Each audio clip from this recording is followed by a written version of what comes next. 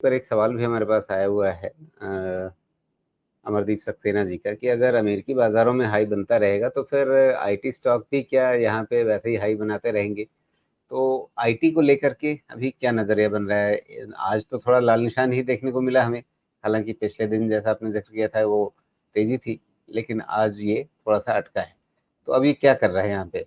Flag से बाहर निकल गया, लेकिन उसके बाद मतलब जैसी एकदम सुरसुरी वाली मोमेंटम दिख रही है बैंकिंग निफ्टी में, वैसा यहाँ पे नजर नहीं आ रहा।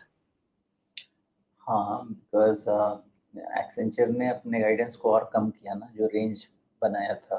आई थिंक 1% के आसपास का ग्रोथ लेके गए हैं ना अभी रेंज। तो एक तो वैल्यूएशन हाई और ऊपर से गाइडेंस, तो ये थोड़ा सा सेंटिमेंट को नेगेटिव करेगा। और आईटी सेक्टर के हमारे वैल्यूएशंस तो ऐसे नहीं है कि इसमें कोई रन अवे रैली होनी चाहिए।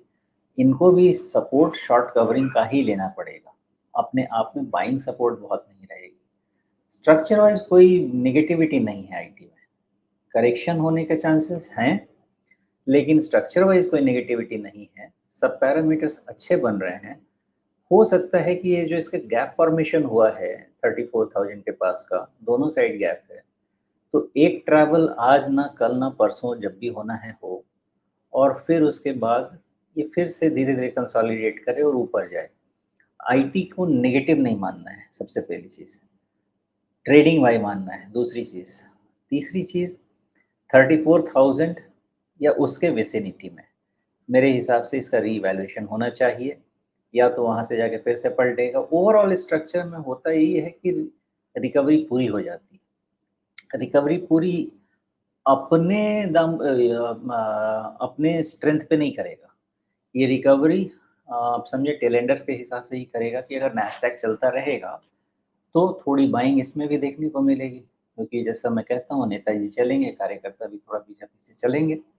तो वो सिचुएशन है इसमें, लेकिन उतनी स्ट्रेंथ नहीं हो सकती जितनी नैस्डैक की। जी, लेकिन आईटी को ट्रेडिंग बाय करते करते आपने मतलब 26,000 से 35,000 पे ला दिया है। देखिए, ट्रेडिंग बाई के अलावा इसमें कुछ बन नहीं सकता है, क्योंकि आप इसमें खरीद के बैठने की बात करेंगे तो 1, 2, 3 स्टॉक, बस इससे ज़्यादा नहीं मिलेगा, इन्वेस्टमेंट ग्रेड का स्टॉक। और अगर मैं गलत जा रहा हूँ, तो मुझे आपको हैप्पीएस्ट माइंड का एग्ज़ाम्पल देना पड़ेगा।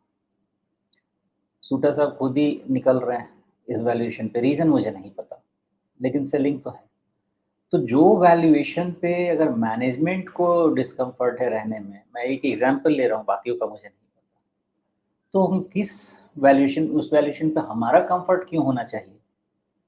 और रही बात कि एक तो आपका इतना प्यार हो कि मुझे आईटी से ही पैसा बनाना ही है, तो बात अलग है, प्यार तो अंधा होता है, कोई सँभाल नहीं सकता। नहीं, तो काफ़ी सारी अच्छी चीज़ें हैं, वहाँ पे ध्यान लगाएँ। ट्रेडिंग स्टैंड पॉइंट से क्या है ना, रिस्क बेटर मैनेज हो पाएगा आईटी में।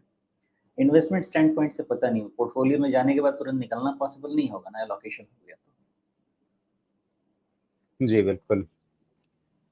तो फिलहाल अब यहाँ पे मोटे-मोटे तौर पे बाजार की दशा-दिशा हमने समझने की कोशिश की।